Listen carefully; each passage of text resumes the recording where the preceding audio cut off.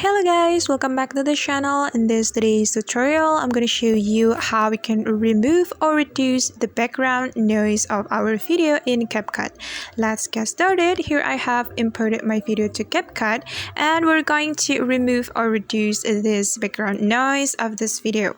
Alright, the first thing we should do is click on the video like this until the section is active and these options appear on our screen. Then we can scroll all the way to the right until we find reduce noise, and it's right here guys. Just simply click on it.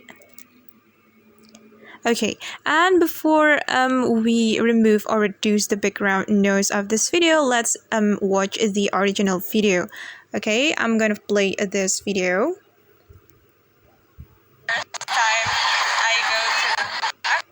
Alright, and we're going to remove or reduce the background noise. So just click on this toggle button guys. Alright, and let's see the result. Okay guys, it doesn't totally remove the background noise, but at least the background noise is reduced. Okay, and that's how we can remove the background noise of our video in CapCut. I hope this video will be useful for you. Thank you so much for watching and see you on the next video. Bye!